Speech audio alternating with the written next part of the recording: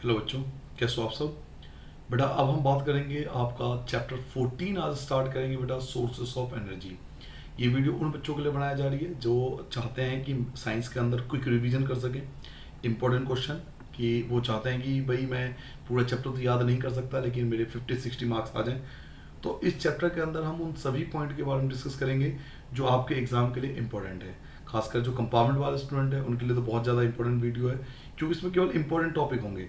केवल उन्हीं स्टूडेंट के लिए हैं जो चाहते हैं कि उनका जो 50-60 मार्क्स इजीली आ जाए। तो पिछले 10 साल का जो पेपर आपका हुआ था वो देखने के बाद ये वीडियो बना रहा हूँ बेटा। इसमें सारे इंपॉर्टेंट पॉइंट के बारे में डिस्कस करेंगे जो आपके एग्जाम में आ चुके हैं या आने वाले हैं। ठीक है बेटा।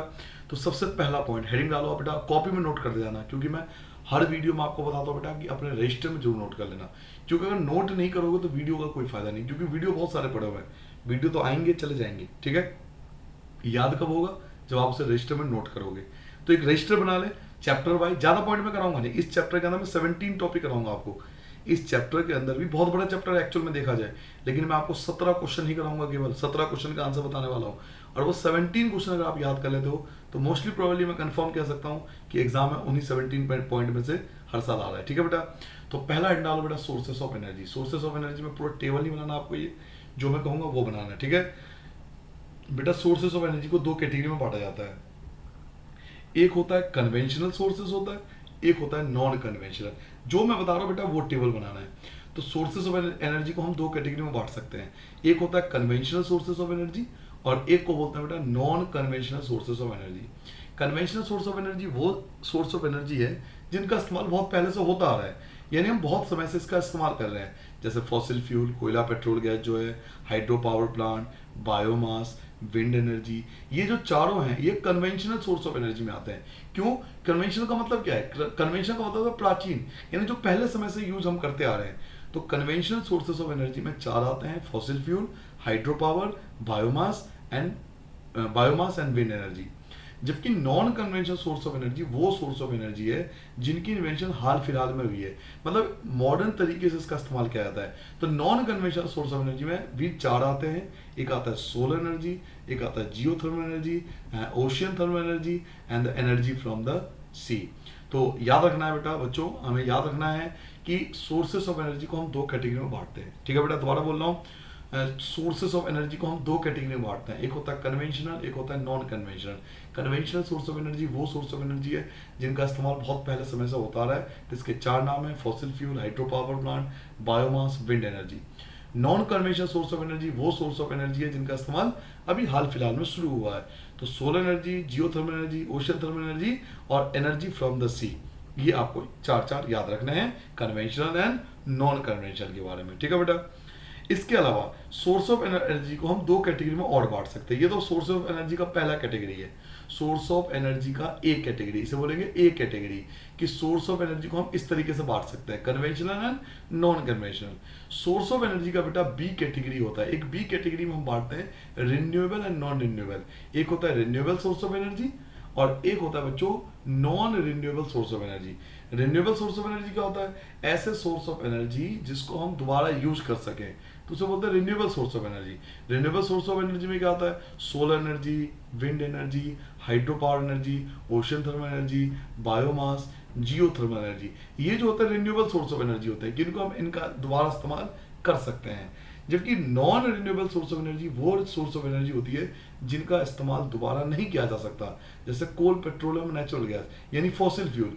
फॉसिल फ्यूल से बनने वाली एनर्जी को हम दोबारा इस्तेमाल नहीं कर सकते, तो वो non renewable source of energy कहलाती है। तो सोर्स ऑफ एनर्जी को बच्चों दो कैटेगरी में बांटा जाता है। एक ए कैटेगरी होती है जिसको हम कन्वेंशनल एंड नॉन कन्वेंशनल बोलते हैं। कन्वेंशन के चार पार्ट है, नॉन कन्वेंशन के चार पार्ट है। और सेकंड होता है बेटा renewable and non renewable. Renewable में आप देख रहे हो सामने आपके 6 नाम है और नॉन रिन्यूएबल में 3 नाम है। ठीक है बेटा। तो ये फर्स्ट पॉइंट के दो पार्ट हो गए, ए पार्ट और बी पार्ट। चलिए अगले कॉन्सेप्ट पे आते हैं। वैसे बहुत सारे पॉइंट आपको याद नहीं करना, आपको डायरेक्ट इस वाले पॉइंट पे आ जाना है। Qualities of a good source of energy. अब ये एग्जाम में मोस्टली पूछा जाता है कि एक अच्छे सोर्स ऑफ एनर्जी की कौन कौन सी क्वालिटी होनी चाहिए। एक अच्छे सोर्सेस ऑफ एनर्जी की कौन कौन सी क्वालिटी होनी चाहिए। What is the qualities of a good source of energy. या हम ये भी बोल सकते हैं कि आइडियल सोर्स ऑफ एनर्जी कौन होगा। तो आइडियल सोर्स ऑफ एनर्जी वो होगा which would do a large amount of work per unit mass, यानी जो बहुत ज्यादा एनर्जी देगा। Which would do a large amount of work, large amount of work मतलब जो बहुत ज्यादा एनर्जी देगा, हम उसे आइडियल सोर्स ऑफ एनर्जी बोलेंगे, जो हमें बहुत ज्यादा मात्रा में एनर्जी देगा।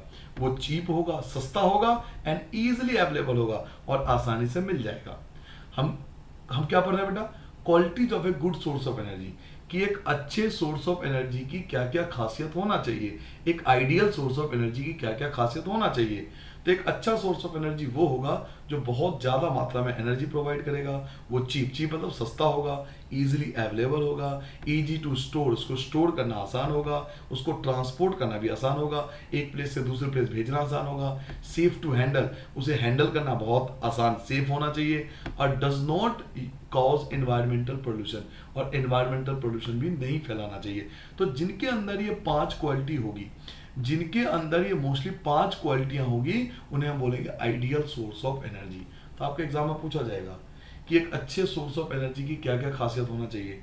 तो एक अच्छा सोर्स ऑफ एनर्जी किसे बोलेंगे, जो ज्यादा एनर्जी दे, जो सस्ता हो, आसानी से मिल जाए, उसे इजी टू स्टोर करना हो, इजी टू ट्रांसपोर्ट करना भी हो, उसे सेफ टू हैंडल करना हो, और वो ज्यादा एयर पोल्यूशन भी ना करे। तो ये होती है अच्छे सोर्स ऑफ एनर्जी की प्रॉपर्टीज। ठीक है बेटा, चलिए पॉइंट नंबर 3 पे आते हैं बेटा। पॉइंट नंबर 3 आप इन सबको हटा देंगे। ये देखिए हम पढ़ चुके हैं ना, देखिए कन्वेंशनल सोर्स ऑफ एनर्जी बता चुका हूँ आपको, non conventional source of energy बता चुका हूँ, इसलिए हमें ये सब पढ़ने की आवश्यकता नहीं है। फॉसिल फ्यूल ये सब आपको नहीं आता, अब तक एग्जाम में कभी भी नहीं पूछा गया। हाँ, पॉइंट नंबर 3 हम जरूर पढ़ेंगे कि what is thermal power plant, कि थर्मल पावर प्लांट क्या होता है। तो थर्मल पावर प्लांट में आपको जानना है, एक ऐसा पावर प्लांट होता है विच यूज हीट एनर्जी, जिसमें हीट एनर्जी का इस्तेमाल करते हैं टू जनरेट इलेक्ट्रिसिटी, इलेक्ट्रिसिटी को जनरेट करने के लिए। थर्मल मतलब क्या होता है, थर्मल मतलब होता है हीट, थर्मल वर्ड का मतलब ही हीट होता है, यानी थर्मल पावर प्लांट एक ऐसा पावर प्लांट होता है जिसमें हीट एनर्जी का इस्तेमाल करते हैं, किस लिए, टू जनरेट इलेक्ट्रिसिटी, इलेक्ट्रिसिटी को जनरेट करने के लिए। ठीक है बेटा, याद रखोगे, थर्मल पावर प्लांट के बारे में पूछेगा ना तो केवल इतना लिखना है कि एक पावर प्लांट ऐसा पावर प्लांट जिसमें हम हीट एनर्जी का इस्तेमाल करते हैं इलेक्ट्रिसिटी को जनरेट करने के लिए, उसे हम थर्मल पावर प्लांट बोलते हैं। केवल इतना याद करना है। ऐसे ही आपसे पूछा गया हाइड्रो पावर प्लांट क्या होता है, what is hydro power plant. तो इसमें आपको याद रखना है कि इसमें हम वाटर का इस्तेमाल करते हैं, convert the potential energy of falling water, गिरते हुए पानी का, जो रिवर वगैरह डैम बनाते हैं ना, डैम से पानी को छोड़ते हैं, तो गिरते हुए पानी का हम इस्तेमाल करते हैं, किस लिए, इलेक्ट्रिसिटी को जनरेट करने के लिए। तो केवल आपको इतना ही याद करना है, केवल आपको यही चीज याद करना है। आपसे पूछा जाएगा what is hydro power plant, कि हाइड्रो पावर प्लांट क्या होता है। तो हाइड्रो पावर प्लांट वो प्लांट होता है जिसमें हम जो गिरता हुआ पानी होता है, फॉलिंग वाटर होता है, उसका पोटेंशियल एनर्जी का इस्तेमाल करते हैं इलेक्ट्रिसिटी को जनरेट करने के लिए, उसे हम हाइड्रो पावर प्लांट के नाम से जानते हैं। ठीक है बच्चों, हालांकि इसके एडवांटेज डिसएडवांटेज भी है, लेकिन कभी एग्जाम में आया नहीं, तो वैसे भी आप लिख सकते हो एडवांटेज डिसएडवांटेज। तो मेन जो आता है एग्जाम में, हम बात कर चुके हैं कि मैं आपको पूरे चैप्टर में केवल 17 पॉइंट कराऊंगा, केवल 17 क्वेश्चन के आपको आंसर याद करके जाने पूरे चैप्टर में, और 99.99% आप देखना कि उन्हीं में से क्वेश्चन आता है। आप चाहो तो आपका जो पेपर हुआ था प्रीवियस ईयर का, वो भी चेक कर सकते हो कि इन्हीं में से आया था। नेक्स्ट पॉइंट है बेटा बायोमास। व्हाट इज बायोमास, आपसे पूछा जाएगा कि बायोमास क्या होता है। तो फर्स्ट पॉइंट, इसके पॉइंट बना लोगे, छोटे छोटे पॉइंट बनाओगे। क्या बनाओगे, it is produce in a bio gas plant, इसे बायोगैस प्लांट से प्रोड्यूस करते हैं। बायोगैस क्या होता है, तो it is produce in a biogas plant, इसे बायोगैस प्लांट से तैयार किया जाता है, उससे बायोगैस बनाई जाती है। इसके अंदर क्या क्या मिलाई जाती है, तो second point, anaerobic micro organism, जो एनएरोबिक माइक्रो ऑर्गेनिजम्स होते हैं वो डिकम्पोज करते हैं, किसको डिकम्पोज करते हैं, कॉम्प्लेक्स कंपाउंड। कॉम्प्लेक्स कंपाउंड कौन कौन है, तो काउ डंग यानी गोबर हो गया, वाटर स्लरी यानी पानी हो गया, इसको डिकम्पोज करते हैं। क्या करते हैं बच्चों कि हम बड़े बड़े गड्ढे खोल देते हैं, इस प्रकार से बड़े से गड्ढे खोद देते हैं, इस गड्ढे के अंदर हम क्या करते हैं, गोबर वगैरह जो वेस्ट मटेरियल होता है इनको डाल देते हैं, ये स्लरी के द्वारा पानी डाल देते हैं, पानी वगैरह भर देते हैं और गोबर वगैरह डाल के इसको बंद कर देते हैं, ताकि ये थोड़े दिन के लिए बंद हो जाए, और इसके अंदर क्या होगा, गैस जनरेट होगा, और वो गैस मीथेन गैस होगा, और जैसे वो गैस जनरेट होगा ना, तो टैंक के द्वारा, इस टैंक के द्वारा उस गैस को हम बाहर लाएंगे और इसका इस्तेमाल करेंगे, और जब इसका गैस खत्म हो जाएगा तो ये एक मैन्योर बन जाएगा, जिसे हम बाहर निकाल लेंगे और खेतों में डाल लेंगे। तो ये एक तरह से वही है ना, जैसे हमारे घरों में सिलेंडर आता है, ये सिलेंडर की तरह ही तो है। आपने सिलेंडर को भर दिया, सिलेंडर को किससे भरा, गोबर से भर दिया, सिलेंडर को गोबर से भर दिया, बिल्कुल आप इमेज करो, जैसे सिलेंडर में गैस बढ़ी जाती है ना, वैसे इसके अंदर गोबर भर दिया, कुछ दिन के लिए छोड़ दोगे तो ये गैस जनरेट करेगा। कौन सी गैस जनरेट करेगा? तो मीथेन गैस जनरेट करेगा। इसमें भी मीथेन गैस ही जनरेट होती है। तो ये टैंक के द्वारा, रेगुलेटर के द्वारा ऊपर आ जाएगा, जिसका इस्तेमाल आप खाना बनाने के लिए, छोटे मोटे बल्ब जलाने के लिए इस्तेमाल कर सकते हो। फिर कुछ दिनों बाद, एक महीने बाद, 2 महीने बाद, कभी तो गैस खत्म होगी, तो जब गैस खत्म होती है हम क्या कहते हैं? दूसरा सिलेंडर मंगवा लेते हैं। यहाँ गैस खत्म होगी तो हम क्या करेंगे? गोबर को बाहर निकाल लेंगे, वो हमारा मैन्योर बन गया, खाद बन गया, और दोबारा इसको भर देंगे। बिल्कुल सेम चीज़ है। तो यही चीज़ आपको बताने की कोशिश की गई इस पॉइंट के अंदर। अब देखिए इसमें आपको क्या क्या लिखना है कि बायोगैस कहाँ से मिलता है? तो ये बायोगैस प्लांट से मिलता है। इसमें एनाएरोबिक माइक्रो ऑर्गेनिज्म जो होते हैं वो डिकम्पोज करते हैं। किसको डिकम्पोज करते हैं? कॉम्प्लेक्स कंपाउंड को। कॉम्प्लेक्स कंपाउंड कौन है? तो जो डंग होता है, यानी गोबर और वाटर स्लैरी को। ठीक है बेटा। कुछ दिनों के बाद, इट टेक्स फ्यू डेज, ये कुछ दिन लेता है, फॉर द डिकम्पोजिशन प्रोसेस के लिए, एंड जनरेट गैसेस। और कौन कौन सी गैस जनरेट करता है? तो सबसे ज्यादा एग्जाम में यही आता है कि बायोगैस में कौन कौन सी गैस जनरेट होती है। तो याद रखना इस वर्ड को, मीथेन गैस। बायोगैस में कौन सी गैस जनरेट होती है? मीथेन गैस और carbon dioxide and hydrogen sulphide, ये 4 गैस जनरेट होती है बेटा। यही 3 पॉइंट आपको याद रखना है। आपके एग्जाम में आए बायोगैस क्या है, बायोगैस किसे कहते हैं, बायोगैस का अर्थ बताओ, कुछ भी पूछा जाए बायोगैस के बारे में, ये 3 पॉइंट आपको लिख के आ जाना है। वो भी पॉइंट में, पहला कि बायोगैस प्लांट से तैयार होता है। इसमें एनारोबिक माइक्रो ऑर्गेनिज्म जो होते हैं वो डिकम्पोज करते हैं कॉम्प्लेक्स कंपाउंड को, जो कि गोबर और वाटर स्लरी होता है। इसके बाद ये कुछ समय लेता है, कुछ टाइम लेता है, कुछ दिन लेता है इस प्रोसेस को पूरा करने में। उसके बाद ये कौन सी गैस जनरेट करता है? तो methane gas, carbon dioxide gas, hydrogen gas और हाइड्रोजन सल्फाइड गैस ये जनरेट करता है। इसमें मेन गैस जो है वो मीथेन गैस है 75%। ठीक है बेटा। ये था बायोगैस के बारे में, जो बहुत ज़्यादा इंपॉर्टेंट है। हालांकि इसमें एडवांटेज और डिसएडवांटेज भी है, बट आज तक कभी एग्जाम में आया नहीं। और आप लिख सकते हो एडवांटेज डिसएडवांटेज की, पोल्यूशन नहीं करता, ये सबको पता है पोल्यूशन नहीं करता, तो इजीली तरीके से लिख सकते हो। विंड एनर्जी के बारे में कभी कुछ नहीं आया, इसलिए हम इसके बारे में याद नहीं करेंगे। अब हम आते हैं बेटा अपने सोलर एनर्जी पे। मैंने आपसे कहा ना, केवल उन पॉइंट को लिया जा रहा है जो पिछले 20 साल में या 15 साल में या 10 साल में लगातार आते जा रहे हैं। हम उन पॉइंट को डिस्कस करेंगे। तो पॉइंट नंबर 6 हम याद करेंगे, what is solar energy. Solar energy क्या होता है? तो सोलर एनर्जी हम किससे जनरेट करते हैं? सोलर एनर्जी हम सन से जनरेट करते हैं। तो एनर्जी ऑब्टेन फ्रॉम द सन, सूर्य से प्राप्त होने वाली एनर्जी को हम क्या कहते हैं? सोलर एनर्जी कहते हैं। याद रखोगे। और सोलर कांस्टेंट, पृथ्वी का जो सोलर कांस्टेंट है वो कितना है? तो 1.4 किलो जूल पर सेकेंड पर मीटर स्क्वायर। ये सोलर कांस्टेंट क्या होता है? सोलर कांस्टेंट ये होता है कि मान लो ये अर्थ है, ठीक है, और ये सन है। तो सन से, सूर्य से आने वाली प्रकाश की किरण किसी एक जगह पर फिक्स होती है, पूरे साल में लगभग फिक्स होती है ना, कि इससे आने वाली जो जितने भी सनलाइट होगी वो एक जगह लगभग हर साल उतना ही उससे सनलाइट मिलेगा उसे, तो उसे बोलते हैं सोलर कांस्टेंट। तो पृथ्वी का जो सोलर कांस्टेंट है वो 1.4 किलो जूल पर सेकेंड पर मीटर स्क्वायर है। तो पहले आपको याद रखना सोलर एनर्जी होता क्या है। तो सोलर एनर्जी क्या होता है? तो एनर्जी ऑब्टेन फ्रॉम सन, सन से मिलने वाली एनर्जी को हम सोलर एनर्जी कहते हैं। और अर्थ का जो सोलर कांस्टेंट है बच्चों वो 1.4 किलो जूल पर सेकेंड पर मीटर स्क्वायर। क्यों बता रहा हूँ? क्योंकि एमसीक्यू में आ चुका है ये चीज, एमसीक्यू वगैरह में पूछ लेते हैं। ठीक है, चलिए पॉइंट नंबर 7 की बात करते हैं कि सोलर एनर्जी डिवाइसेस क्या होता है। सोलर एनर्जी डिवाइस का मतलब क्या है कि वो कौन कौन सी डिवाइस है जहां सोलर एनर्जी का इस्तेमाल करते हैं। वो कौन कौन सी डिवाइसेस हैं जहां सोलर एनर्जी का इस्तेमाल होता है। तो सोलर कुकर में इस्तेमाल होता है, सोलर वाटर हीटर में होता है, सोलर सेल में होता है। और मुझे लगता है ऐसे पॉइंट तो आपको एक बार भी याद हो जाएंगे। वो कौन कौन सी डिवाइस है जो सोलर एनर्जी का इस्तेमाल करते हैं। तो सोलर कुकर इस्तेमाल करता है, सोलर वाटर हीटर इस्तेमाल करता है, सोलर सेल इस्तेमाल करता है। तो ये सभी डिवाइसेज जो है वो सोलर एनर्जी का इस्तेमाल करते हैं। चलिए बेटा पॉइंट नंबर 8 पे आते हैं। जितने भी सोलर हीटिंग डिवाइसेस होते हैं ना वो ब्लैक कलर के होते हैं, पता है आपको? उन पे ब्लैक कलर का पेंट किया जाता है। जितने भी सोलर हीटिंग डिवाइस है ना, अभी जो आपने पढ़ा था, चाहे वो सोलर कुकर हो, सोलर वाटर हीटर हो या सोलर सेल हो, जितने भी सोलर एनर्जी डिवाइसेस होती है ना बच्चों, इन पे ब्लैक कलर की, हमेशा ब्लैक कलर की कोटिंग होती है, ब्लैक कलर की पेंटिंग होती है। क्यों भाई?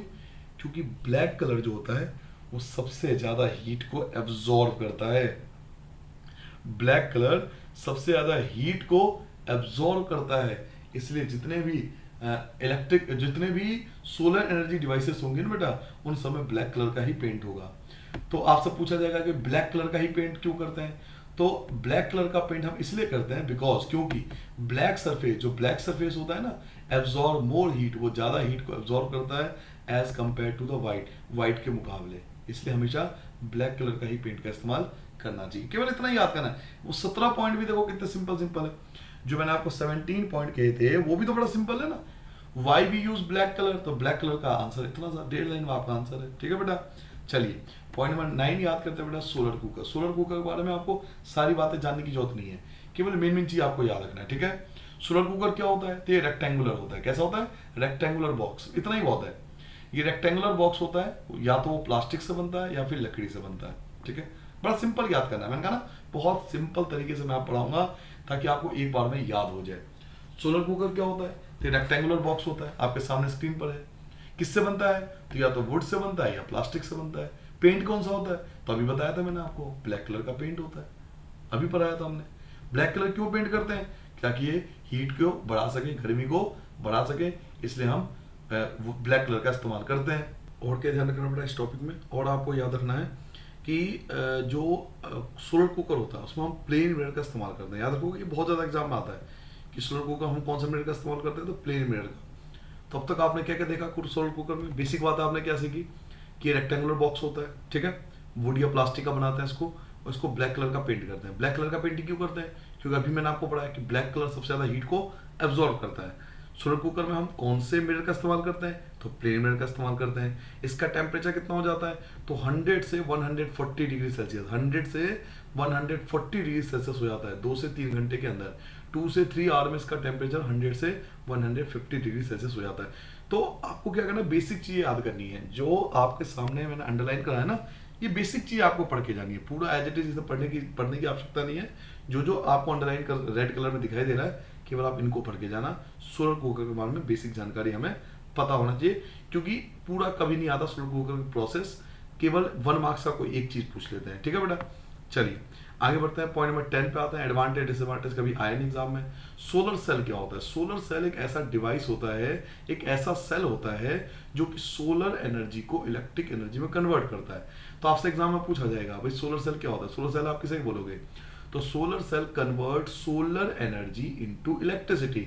सोलर सेल सोलर एनर्जी को इलेक्ट्रिसिटी में कन्वर्ट करती है। याद रखोगे, सोलर जो सेल होता है, सोलर सेल, वो सोलर एनर्जी को इलेक्ट्रिसिटी में कन्वर्ट करता है। ठीक है, और इसी में हमें एक चीज याद रखना है कि सोलर पैनल क्या होता है, दोनों में फर्क है।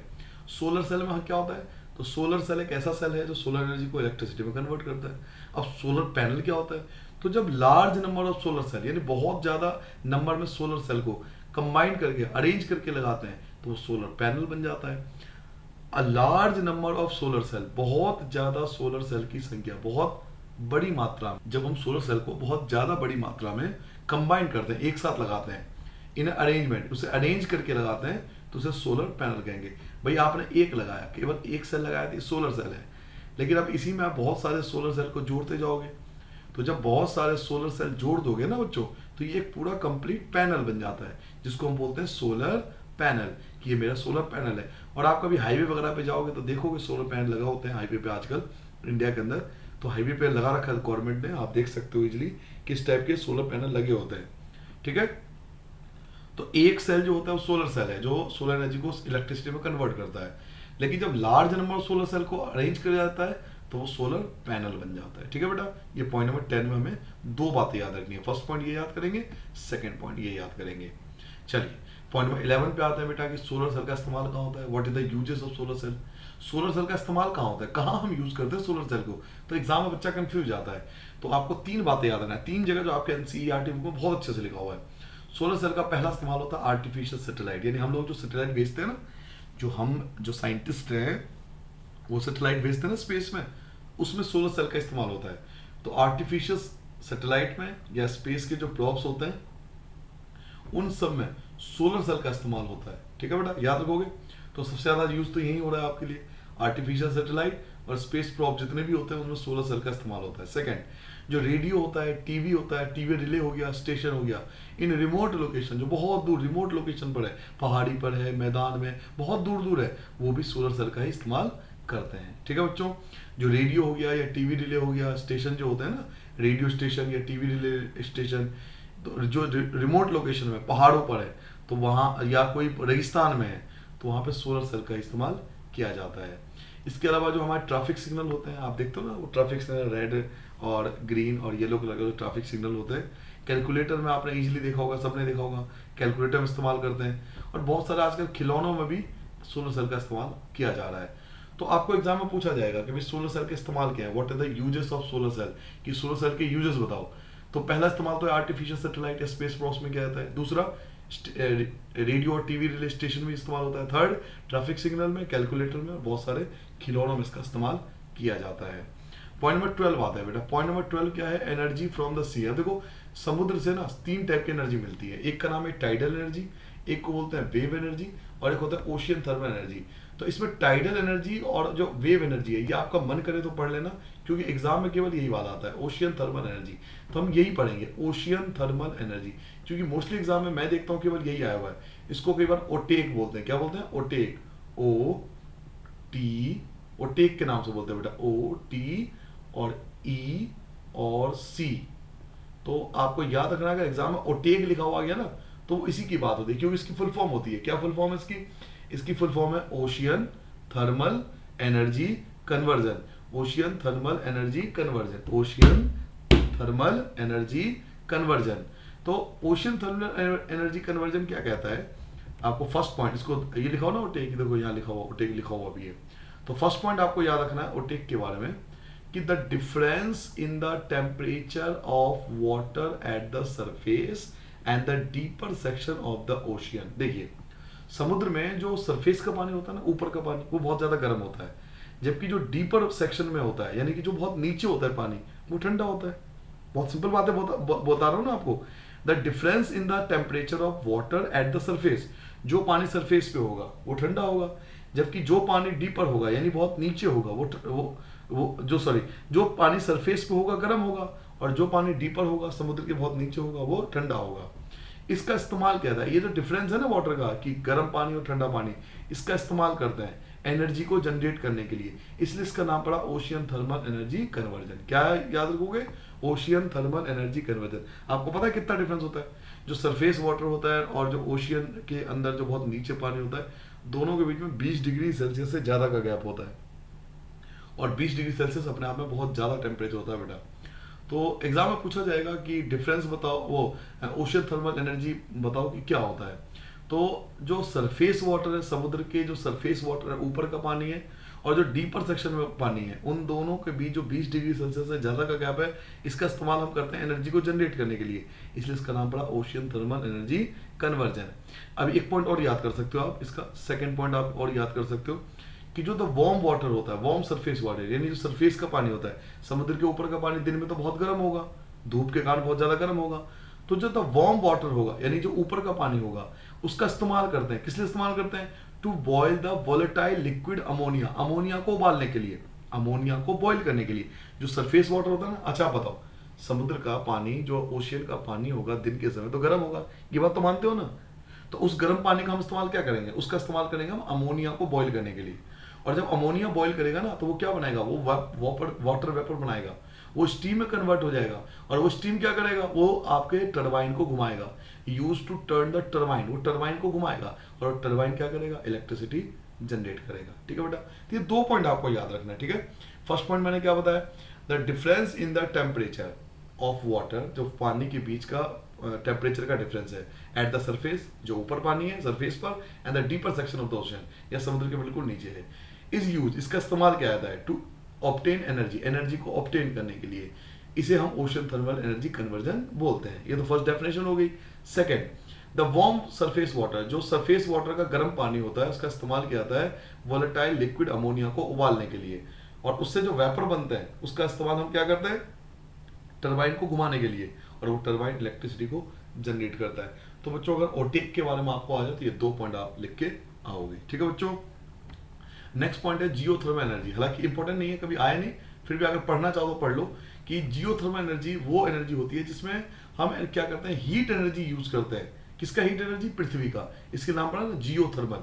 जियो मतलब क्या? अर्थ, और थर्मल मतलब हीट। तो जो पृथ्वी की गर्मी है उसके हीट का इस्तेमाल करते हैं इलेक्ट्रिसिटी को जनरेट करने के लिए।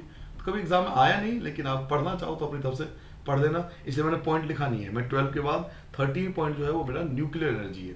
ये आगे अपने इंपॉर्टेंट टॉपिक पे। What is nuclear energy? आपके एग्जाम में पूछा जाएगा भाई न्यूक्लियर एनर्जी, क्योंकि एग्जाम में आ चुका है कि न्यूक्लियर एनर्जी क्या होता है, क्योंकि भविष्य जो है न्यूक्लियर एनर्जी का ही है। आगे भविष्य में न्यूक्लियर एनर्जी ही अधिकतर देश इस्तेमाल करेंगे। क्यों? क्योंकि न्यूक्लियर एनर्जी से जो इलेक्ट्रिसिटी जनरेट होती है वो बहुत ज़्यादा होती है, बहुत कम अमाउंट में बहुत ज़्यादा एनर्जी जनरेट होती है। तो पहले तो हम समझेंगे न्यूक्लियर एनर्जी होता क्या है। The energy released during a nuclear reaction, nuclear reaction के कारण जो एनर्जी रिलीज होती है, न्यूक्लियर रिएक्शन के कारण जो एनर्जी रिलीज होती है उसको हम न्यूक्लियर एनर्जी कहते हैं। याद रखोगे, न्यूक्लियर रिएक्शन के कारण आपसे पूछा जाएगा एग्जाम में व्हाट इज न्यूक्लियर एनर्जी, कि न्यूक्लियर एनर्जी होता क्या है। तो न्यूक्लियर रिएक्शन के दौरान, न्यूक्लियर रिएक्शन के दौरान, न्यूक्लियर रिएक्शन क्या होता है, किसी भी एटम के, आपने पढ़ा होगा 9th में, किसी भी एटम के जो सेंटर होता है उसे न्यूक्लियस कहते हैं। तो जब एक एटम दूसरे एटम से टकराता है ना, यानी एक न्यूक्लियस दूसरे न्यूक्लियस से टकराता है तो उससे एनर्जी जनरेट होती है, उसे बोलते हैं न्यूक्लियर रिएक्शन। तो the energy release during a nuclear reaction, nuclear reaction के कारण जो एनर्जी रिलीज होती है उसको हम न्यूक्लियर एनर्जी बोलते हैं।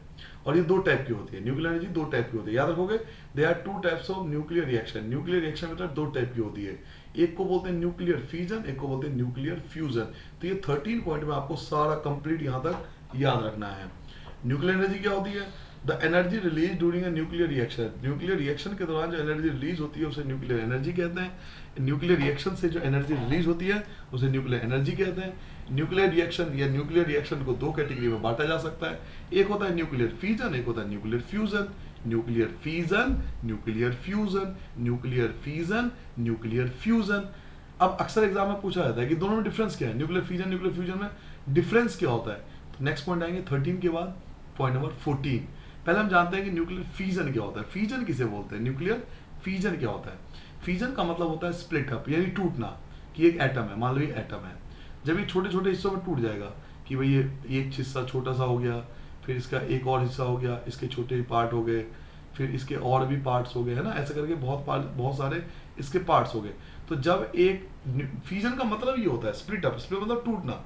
तो जब एक बड़ा एटम, जब एक हैवी एटम छोटे छोटे हिस्सों में टूट जाएगा, जब एक हैवी एटम छोटे छोटे हिस्सों में टूट जाएगा तो उसे न्यूक्लियर फ्यूजन बोलेंगे। देखो आंसर भी यही है, बिल्कुल बिल्कुल सिंपल तरीके से आंसर है, बहुत सिंपल तरीके से आंसर आपको समझना है, ठीक है। कोई इसमें ये नहीं है रॉकेट साइंस है, आप सोच रहे हो कि आपकी कंपार्टमेंट आ गई तो आप बहुत गलत हो गया, यार हो जाता है नॉर्मली। आप देखो तो बहुत बच्चों की आती है, अब आपको मेहनत करनी है और चीज़ों को समझना है। और कितना सिंपल तरीका है कि भाई हैवी एटम है, बड़ा एटम है, एक शीशे का टुकड़ा है, वो गिर गया हाथ से, तो वो छोटे छोटे टुकड़ों में टूट गए, तो उसे बोलेंगे कि फ्यूजन हो गया, छोटे छोटे टुकड़ों में टूट जाना, क्योंकि फ्यूजन का मतलब ही होता है छोटे टुकड़ों में टूटना।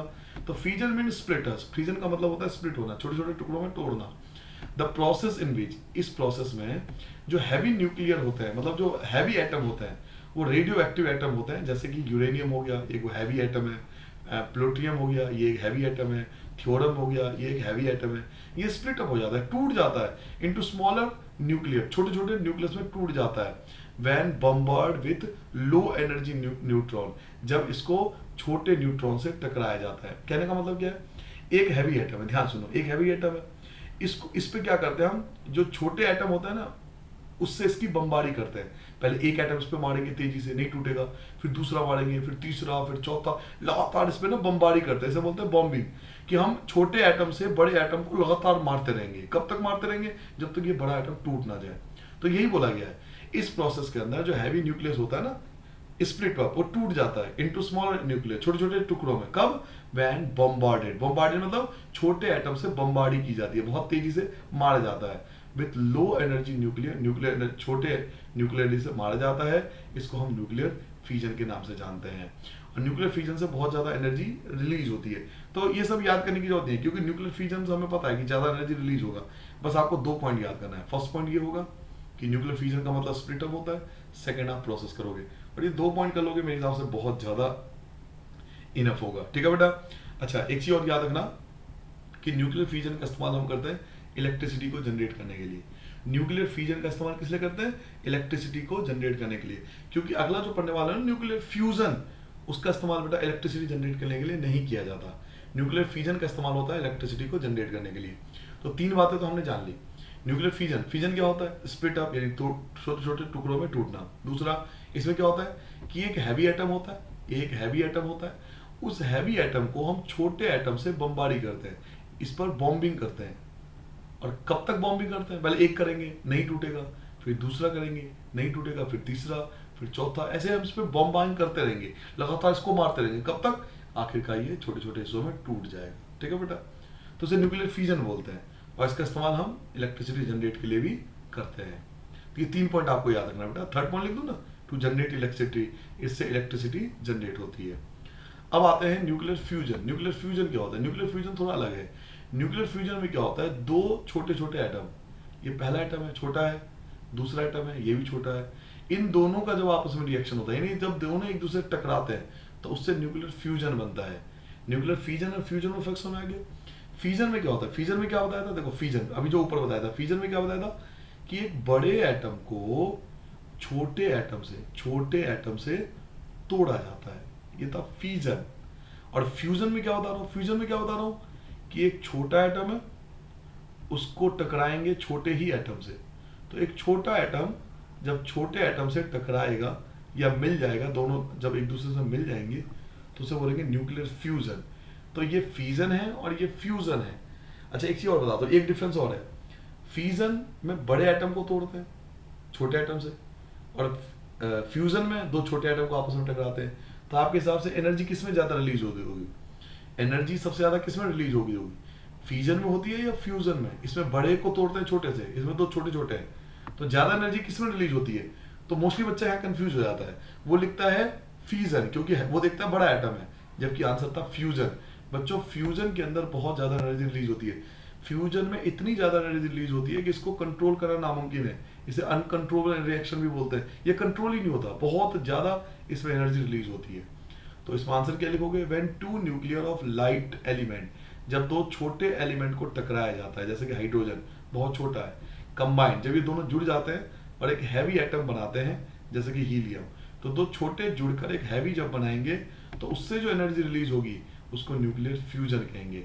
जैसे एक देखो हाइड्रोजन था, दूसरा भी हाइड्रोजन था, दोनों मिलकर हीलियम बन गया, इससे हीट जो जनरेट होगी वो बहुत ज्यादा होगी। तो ये एग्जांपल किसका है? ये फ्यूजन का एग्जांपल है। तो हम देख सकते हैं कि कई डिफरेंस है, फ्यूजन और फ्यूजन में कई डिफरेंस है। एक बार मैं आप जो अगर लिखवाना चाहूँ तो आप इस तरह से लिख सकते हो। देखो एक हम बात करते हैं फ्यूजन और एक हम बात करते हैं फ्यूजन, ठीक है? दोनों में फर्क समझना। फ्यूजन में क्या होता है कि हैवी एटम को हम छोटे एटम से तोड़ते हैं, ठीक है? और फ्यूजन में क्या सीखा कि दो छोटे एटम आपस में मिलकर बड़ा एटम बनाता है, हैवी एटम बनाता है। फ्यूजन के अंदर जो रिएक्शन होती है उसमें एनर्जी कम रिलीज होती है, इसके कंपैरिजन फ्यूजन में ज़्यादा एनर्जी रिलीज होती है। फ्यूजन से हम इलेक्ट्रिसिटी जनरेट कर सकते हैं, जबकि फ्यूजन से हम इलेक्ट्रिसिटी जनरेट नहीं कर सकते, ठीक है? तो ये डिफरेंस है फ्यूजन और फ्यूजन के अंदर। तो ये एग्जांपल भी हो गया। इसमें दो जो लाइटर एलिमेंट होते हैं, हल्के एलिमेंट होते हैं, जैसे हाइड्रोजन को कंबाइन होकर हैवी एटम बनाता है हीलियम, इससे बहुत ज़्यादा एनर्जी रिलीज होती है, उसको हम फ्यूजन कहेंगे। और ये इसका रिएक्शन भी आप याद कर लेना। एक चीज और याद रखना कि फ्यूजन का इस्तेमाल क्या करते हैं? हाइड्रोजन बॉम्ब बनाने के लिए करते हैं, ठीक है? फ्यूजन का इस्तेमाल कहाँ करते हैं? हाइड्रोजन बॉम्ब, जैसे एटॉमिक बॉम्ब बोलते हैं ना हम लोग, एटॉमिक बॉम्ब, हाइड्रोजन बॉम्ब। तो फ्यूजन का इस्तेमाल बच्चों हम एटॉमिक बॉम्ब, हाइड्रोजन बॉम्ब बनाने के लिए करते हैं। अच्छा सूर्य जो हमारा सन है ना, और जो जितने भी स्टार है उसमें क्या पाया जाता है? फ्यूजन या फ्यूजन? तो आंसर होगा फ्यूजन, सब में फ्यूजन पाया जाता है। जो सन है ना सूर्य, उसमें लगातार फ्यूजन होता रहता है, लगातार फ्यूजन होता है। तो सन और स्टार जितने भी है उन सब में फ्यूजन पाया जाता है, फ्यूजन नहीं पाया जाता है। एमसीक्यू वगैरह में पूछ लेते हैं। इसके एडवांटेज क्या है? वैसे एडवांटेज तो ये है कि इसमें बहुत ज़्यादा एनर्जी रिलीज होती है, बहुत ज़्यादा एनर्जी रिलीज होती है। Production of large amount of useful energy, बहुत ज़्यादा एनर्जी रिलीज होती है, यानी बहुत कम अमाउंट में अगर फ्यूल होगा ना भी आपके पास तो एनर्जी बहुत ज़्यादा बहुत ज़्यादा रिलीज होती है। और दूसरा फायदा ये है कि ये कार्बन डाइऑक्साइड भी रिलीज नहीं करता, तो पोल्यूशन को भी ज़्यादा नुकसान नहीं करता। लेकिन डिसएडवांटेज बहुत ज़्यादा है, तो इसके डिसएडवांटेज आते हैं। तो पॉइंट नंबर 16 आपका क्या है? डिसएडवांटेज। किसके डिसएडवांटेज? जो आपने न्यूक्लियर फ्यूजन और फ्यूजन पढ़ा था ना, उसकी कमियां क्या है, लिमिटेशन क्या है? तो पहला एनवायरमेंटल कॉन्टिमिनेशन, इससे कभी अगर मान लो due to improper in nuclear waste, अगर न्यूक्लियर वेस्ट को प्रॉपर तरीके से हमने नहीं रखा ना तो ये क्या होता है? हवा में लीक हो जाता है और ये आसपास के पूरे एनवायरनमेंट को कॉन्टिमिनेट खराब कर देगा, और जो भी इसके संपर्क में आएगा उसकी मौत पक्की है और उसकी डेथ हो जाएगी। तो ये एनवायरमेंटल कॉन्टिमिनेशन करता है। रिस्क ऑफ एक्सीडेंटल लीकेज, अधिकतर रिस्क होता है कि किसी एक्सीडेंटल तरीके से ये लीक ना हो जाए, हार्मफुल रेडिएशन इसका, और ये बहुत ज़्यादा खतरनाक हो सकता है। हाई कॉस्ट ऑफ इंस्टॉलेशन, इसको इंस्टॉल करने के लिए बहुत ज़्यादा पैसा चाहिए, और लिमिटेड अवेलेबल, बहुत कम मात्रा में अवेलेबल है, दुनिया के बहुत कम ऐसे देश हैं जिन पे न्यूक्लियर फ्यूजन और न्यूक्लियर फ्यूजन जो न्यूक्लियर एनर्जी है वो अवेलेबल है। मोस्टली देश के पास ये चीज़ नहीं है, ठीक है बेटा। तो ये इसके लिमिटेशन है, आपसे पूछा जाएगा कि what are the limitation of nuclear energy, क्योंकि एनर्जी तो बहुत ज़्यादा रिलीज हो रही है न्यूक्लियर एनर्जी से, तो हम इसका इस्तेमाल क्यों नहीं करते? क्योंकि एक तो इन्वायरमेंटल कॉन्टेमिनेशन का खतरा रहता है, दूसरा इससे एक्सीडेंटल लीकेज होने का खतरा रहता है जो इसके बहुत हार्मफुल इफेक्ट हो सकते हैं। इसको इंस्टॉल करना बहुत महंगा होता है और हर लिमिटेड अवेलेबल है, हर किसी के पास नहीं है ये। मुश्किल से दुनिया के 6 या 7 देश है जिन पे न्यूक्लियर एनर्जी बेटा अवेलेबल है, ठीक है। तो ये इसके लिमिटेशन है। अब लास्ट पॉइंट पे आते हैं, लास्ट अंतिम पॉइंट है। लास्ट पॉइंट आप क्या लिखोगे heading? Which source would you choose depend on the following factor. अब आपने बहुत सारे सोर्स ऑफ एनर्जी पढ़ी भाई, पूरे चैप्टर में आपने सोर्स ऑफ एनर्जी तो पढ़ा, तो बहुत सारे सोर्स ऑफ एनर्जी पढ़ा। आपने पढ़ा थर्मल वाला पढ़ा, फिर आपने हाइड्रो पावर प्लांट पढ़ा, विंड वाला पढ़ा, बायोगैस पढ़ा, बहुत सारे हैं, है ना। तो आप कौन सा सोलर एनर्जी या सॉरी कौन सा आप सोर्स ऑफ एनर्जी चुनोगे, आप कौन से सोर्स ऑफ एनर्जी चुनोगे, ये क्वेश्चन पूछा जाएगा। तो आप ये बोलोगे कि the source we would choose, या हम वो सोर्स चुनेंगे, वो डिपेंड करता है इन फैक्टरों पे। कौन सा factor? Ease of extraction energy, यानी इस बात पे डिपेंड करता है कि उससे एनर्जी निकालना आसान हो। दूसरा, कॉस्ट ऑफ एक्सट्रैक्शन, उसका जो खर्चा हो बहुत कम हो। तीसरा, एफिशिएंसी ऑफ टेक्नोलॉजी अवेलेबल हो, उसको निकालने के लिए टेक्नोलॉजी अवेलेबल हो ताकि हम उसका इजीली इस्तेमाल कर सकें। और उसके एनवायरमेंटल डैमेज होने के खतरे भी कम हो, मतलब हमारा एनवायरमेंट भी खतरा नहीं हो। तो जिनके अंदर ये क्वालिटी होगी, जिनके अंदर ये 4 क्वालिटी होगी, हम उस सोर्स ऑफ एनर्जी को चुनेंगे। क्योंकि यहाँ टीचर क्या कंफ्यूज करते हैं एग्जाम में क्वेश्चन पूछ के, वो जानना चाहते हैं कि बच्चा पढ़ के आया या नहीं आया। तो अगर आप लिख देते हो कि भाई आपसे पूछा जाएगा आप कौन सा एनर्जी चूज करोगे, और आप डायरेक्ट लिख देते हो कि मैं सोलर एनर्जी चूज करूंगा, तो वो गलत है। वो क्यों गलत है? क्योंकि सोलर एनर्जी के डिसएडवांटेज भी तो है ना। अब जहाँ पहाड़ी इलाका है, जहाँ ठंड पड़ता है, वहाँ सोलर एनर्जी कहाँ से इस्तेमाल होगा? वहाँ तो धूप ही नहीं आती। तो आप ऐसे नहीं लिख सकते, किसी भी एनर्जी के बारे में ऐसे नहीं लिख सकते आप कि मैं ये एनर्जी इस्तेमाल करूंगा।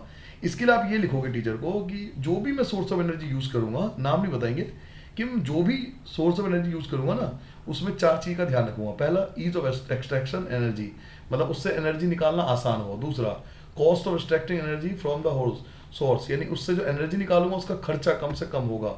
Efficiency of technology available, energy निकालने के लिए टेक्नोलॉजी अवेलेबल होना चाहिए, वही एनर्जी मैं यूज करूंगा, और उसका एनवायरमेंटल डैमेज भी कम से कम हो।